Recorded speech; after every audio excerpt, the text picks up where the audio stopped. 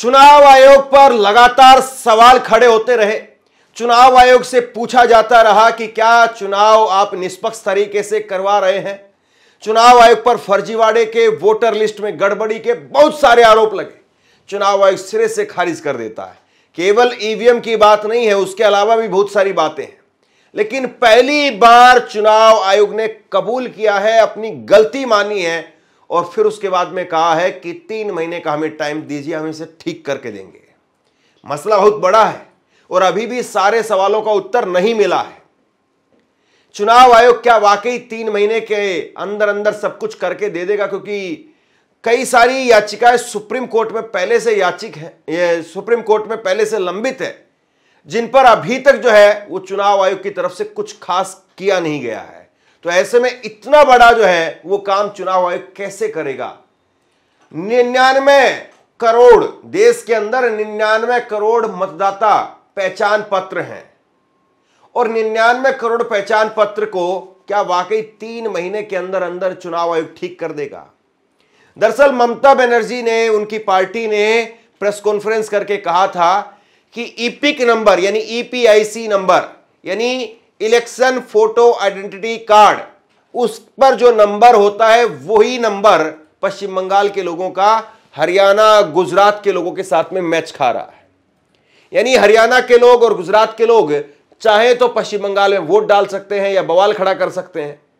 पहले चुनाव आयोग ने इस बात को नकार दिया और अब जाकर के चुनाव आयोग ने इस बात को स्वीकार करने का काम किया है कि हां, गड़बड़ियां हैं और इन गड़बड़ियों को हम 3 महीने के अंदर अंदर ठीक कर देंगे।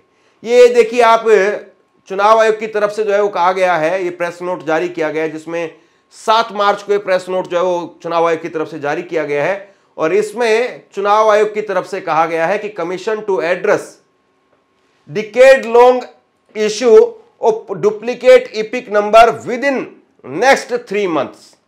अब 2 बातें हैं यहां पर, इस पर कांग्रेस पार्टी की तरफ से बड़ा पलटवार आया है, उस पर भी हम बात करेंगे, लेकिन 2 बातें यहां पर जरा गौर से देखिए इसको। चुनाव आयोग ने अपने आप को ही कटघरे में खड़ा कर दिया। चुनाव आयोग कह रहा है कि यह दशकों पुरानी समस्या है। 2 बातें हैं अब यहां पर, दशकों पुरानी समस्या को अब 3 महीने में सोल्व कर देंगे। दूसरी तरफ भारत में 99 करोड़ पहचान पत्र हैं। 99 करोड़ पुरुषों के पास में, महिलाओं के पास में पहचान पत्र हैं। तो 99 करोड़ में से कितने करोड़ पहचान पत्रों के अंदर ये ईपिक नंबर डुप्लीकेट जो है वो सेम है? और कैसे आप जो है इतनी जल्दी ये ठीक करेंगे? अगर आप ये कहेंगे कि भाई अभी पहले बिहार का इलेक्शन आ रहा है तो हम बिहार में ठीक कर देंगे, उसके बाद में हम जो है वो बंगाल का इलेक्शन आ रहा है तो हम बंगाल में ठीक करेंगे, तो सवाल ये है कि बंगाल और बिहार में आप ठीक कर देंगे, लेकिन कहीं पर अगर उत्तर प्रदेश में या फिर हरियाणा में या गुजरात में बैठे लोग, अगर उनका ठीक नहीं हुआ तो क्या वो वहां जाकर के दखलंदाजी कर सकते हैं? क्या वो वहां जाकर के बवाल खड़ा कर सकते हैं? देखिए, 2 बातें हैं यहां पर। ये एक बार जरा एग्जाम्पल के जरा समझिए। ये आपने इस तरीके का पहचान पत्र जरूर देखा होगा, आपके पास में पहचान पत्र होगा।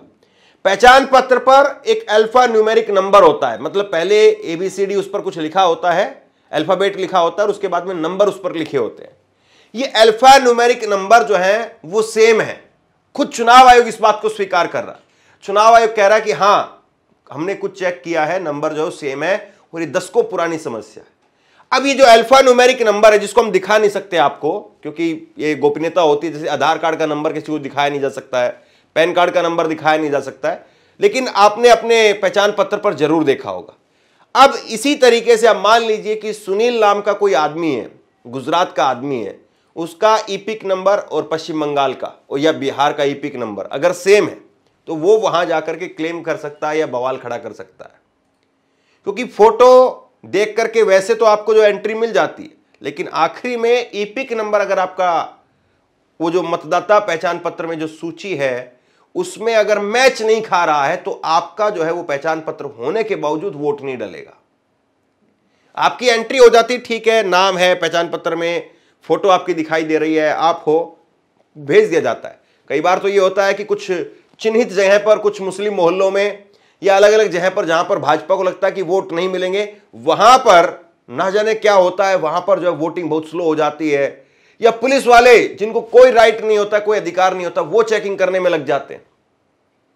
सब कुछ भी अगर हो जाता है तो अगर ईपिक नंबर एक नहीं होता है तो फिर वोट नहीं डलता है, लेकिन अगर ईपिक नंबर ही डुप्लीकेट सेम है तो वोट धड़ल्ले से डल जाएगा। यह अपने आप में एक बड़ा सवाल है और चुनाव आयोग कह रहा है इसको कि हम जो है इसको 3 महीने के अंदर अंदर ठीक कर देंगे। बड़ी बात है ना, कैसे ठीक हो जाएगा 3 महीने में? और अगर 3 महीने में ठीक नहीं हुआ, या फिर आप आज की तारीख में मान रहे हैं 7 मार्च को अगर आप मान रहे हैं कि हाँ गड़बड़ियां हैं, तो फिर बड़ा सवाल यह कि क्या महाराष्ट्र में कोई गड़बड़ी हुई है या फिर हरियाणा के चुनाव में कोई गड़बड़ी हुई है, कहीं वहां पर भी कोई फेरबदल हुआ है? यह बड़ा सवाल जो उठ करके सामने आ रहा है। अब इसके बाद में कांग्रेस पार्टी की तरफ से जो है वो चुनाव आयोग को एक जवाब भेजा गया है। कांग्रेस पार्टी ने 7 मार्च को ही जवाब भेजा है और इसका पूरा हिंदी अनुवाद जो मैं आपके सामने रखता हूं, जिसमें कांग्रेस के प्रवक्ता गुरदीप सिंह सप्पल, उन्होंने जब पूरा हिंदी अनुवाद इसका जारी किया है, वो कह रहे हैं कि चुनाव आयोग ने कुछ तो माना है कि वोटर लिस्ट में गड़बड़ी है। अब तक तो मानते ही नहीं थे, लेकिन कहते हैं ना कि अर्ध सत्य झूठ से ज्यादा खतरनाक होता है। जो चुनाव आयोग अब तक कहता था कि वोटर कार्ड नंबर यानी ईपिक यूनिक है, यानी हर वोटर का नंबर खास है, लेकिन आज कह दिया कि डुप्लीकेट वोटर नंबर की समस्या दशकों पुरानी है, वो उसे अब ठीक करेगा। चुनाव आयोग बताए कि जनता उसका कौन सा बयान सही माने, पुराने वाला या आज वाला। चुनाव आयोग ने अपनी सफाई में स्पेशल समरी रिवीजन यानी एसएसआर की प्रक्रिया समझाई है, लेकिन वो आधा सच है। चुनाव आयोग बताए कि एसएसआर के बाद में फॉर्म 6, फॉर्म 7, फॉर्म 8 भर करके कोई व्यक्ति वोटर लिस्ट में नाम जुड़वा सकता है, हटवा सकता है और बूथ शिफ्ट करवा सकता है। इस प्रक्रिया से कितने नामों का बदलाव वोटर लिस्ट में किया गया है। साथ ही अपने बयान में चुनाव आयोग ने एक जानकारी और नहीं दी है, ऐसे फॉर्म भरने के बाद इलेक्शन रजिस्टर ऑफिसर यानी ईआरओ को वोटर लिस्ट से नाम हटाने से पहले उसे एक रजिस्टर्ड पोस्ट भेजना होता है। ऐसा रजिस्टर्ड पोस्ट कितने वोटरों को मिलता है? अगर नहीं मिलता है, इसके लिए जिम्मेदार ईआरओ पर क्या कभी कोई कार्रवाई हुई? साथ ही फॉर्म 7 मिलने पर वोटर का नाम हटाने से पहले बीएलओ को वोटर लिस्ट से मुलाकात कर फॉर्म की सच्चाई का निरीक्षण करना होता है और अपनी रिपोर्ट देनी होती है। जिन लोगों का वोट कट जाता है, क्या बीएलओ वाकई उनसे मिलते हैं? जरा ऐसे वोटरों से पूछ करके देखिए कब उन्हें रजिस्टर्ड पोस्ट मिला या कब बीएलओ उनसे मिलने के लिए आए। चुनाव आयोग ने आज जितना कहा है उससे ज्यादा छुपाया है, इसलिए अंतिम सच तक पहुंचने तक कांग्रेस का, राहुल गांधी का यह अभियान जारी रहेगा। चुनाव आयोग और उसके ईआरओ और बीएलओ की जवाबदेही तय करने के लिए ही कांग्रेस ने महाराष्ट्र में जन सुनवाई का और उत्तराखंड में मेरा वोट मेरा अधिकार अभियान की शुरुआत की है। दरअसल राहुल गांधी ने एक प्रेस कॉन्फ्रेंस की थी नई दिल्ली के अंदर और उन्होंने प्रेस कॉन्फ्रेंस करके बड़े गंभीर सवाल जो हैं वो चुनाव आयोग से पूछे थे। अभी तक उनका उत्तर नहीं मिला है। चुनाव आयोग ने पहली बार वोटर लिस्ट के अंदर गड़बड़ी की बात कबूल की है, लेकिन चुनाव आयोग ने अभी तक महाराष्ट्र को लेकर के जो स्पेसिफिक क्वेश्चन पूछे गए राहुल गांधी की तरफ से, कुछ का जवाब दिया है, लेकिन कुछ का जवाब अभी भी ढुलमुल है। राहुल गांधी, संजय राउत और सुप्रिया सुले, उन्होंने बाकायदा प्रेस कॉन्फ्रेंस करके चुनाव आयोग को कटघरे में खड़ा किया था। मैंने अपने भाषण में कहा कि महाराष्ट्र के चुनाव में हमारी एनालिसिस के बाद वोटर लिस्ट पे कोई सवाल उठे हैं।